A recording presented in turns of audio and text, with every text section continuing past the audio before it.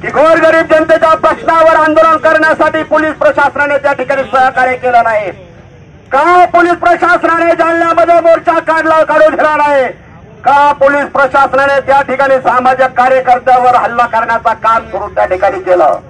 म्हणून हे जालना शहरातलं पोलीस प्रशासन काय करतंय त्याच्याबद्दल मला काही म्हणायचं नाही, परंतु ज्या पद्धतीने या देशामध्ये लोकशाहीच्या मार्गाने सामाजिक संघटना आंदोलन करतात त्यावेळेस त्यांना या देशातली कुठली शक्ती अडवू शकत नाही. फक्त जालना शहरातल्या पोलिसांनी त्यांना त्या ठिकाणी अडवलेला आहे. आणि मोर्चा काढू नका अशा प्रकारची धमकी वजा पोलीस प्रशासनाने त्या ठिकाणी सामाजिक संघटनेला दिलेली आहे. याचा जबाब आणि याला सामोऱ्या उद्याच्या काळामध्ये जालना पोलीस प्रशासनाला जाणार आहे. आणि हा सुनील बाबा जालना पोलीस प्रशासनाला ठामपणे सांगतो की मला संध्याकाळपर्यंत अटक करा. अरे मुख्य आरोपीला अटक करायच्या ऐवजी तुम्ही गोरगरीब जनतेतले माणसं उचलून नेण्याचं काम सुरू केलेलं आहे. खोटे गुन्हे त्यांच्यावर दाखल करण्याचं काम तुम्ही त्या ठिकाणी सुरू केलेलं आहे. त्याच्याबद्दल आम्ही राज्यातल्या सर्व सामाजिक संघटना मुख्यमंत्र्यापाशी बसून मुख्यमंत्र्याजवळ जाऊन जालना पीआयचा पीएसआयचा आणि एसपी साहेबांचा आम्ही त्या ठिकाणी सत्कार करणार आहोत. आणि हे सगळं घडत असताना मागणी काय आहे आमची? त्या सामाजिक संघटनेची मागणी काय आहे? अरे ज्या गजा भाऊवर दिवसा ठेवल्या एका चौकामध्ये गोळ्या झाडल्या जातात आणि आरोपी मोकाट त्या जालना शहरामध्ये नाश्ता करून सुसाट असे निघून जातात. पोलीस प्रशासनाला त्याचा तपास लागत नाही. एवढं पोलीस प्रशासन दूध खुळं नाहीये. राज्यातल्या पोलीस प्रशासनाचं काम आम्हाला माहिती आहे. या सामाजिक संघटनेचं काम करणारे कार्यकर्ते पोलीस प्रशासनाला बरोबर घेऊन कायद्याचा मान सन्मान करून सामाजिक काम करतात, परंतु त्यांना छेडण्याचं काम जालना पोलीस प्रशासनाकडून झालेलं आहे. आणि याचं उत्तर आज माननीय आयुक्त साहेब पण तुम्हाला द्यावं लागणार आहे.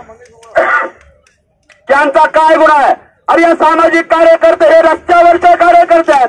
जिथे जिथे अत्याचार अन्याय होतो तिथे तिथे पेटून उठण्याचं काम त्या सामाजिक संघटना करीत असतात आणि त्यांना तुम्ही त्या ठिकाणी वेठीस धरून त्यांच्यावर त्या ठिकाणी गुन्हे दाखल करण्याचं काम तुम्ही जालना शहरामध्ये सुरू केलं. मागणी अशी आमची होती, निवेदन आम्हाला द्यायचं होतं की गजाभाऊ तोर यांच्या मारेकऱ्यांना अटक झाली पाहिजे. मारेकऱ्यांना अटक झाल्यानंतर या घटनेची जी काही घटना झाली त्याची सविस्तर सीआयडी चौकशी होऊन तो सर्व तपास सर्वसामान्य जनतेपर्यंत समोर आला पाहिजे.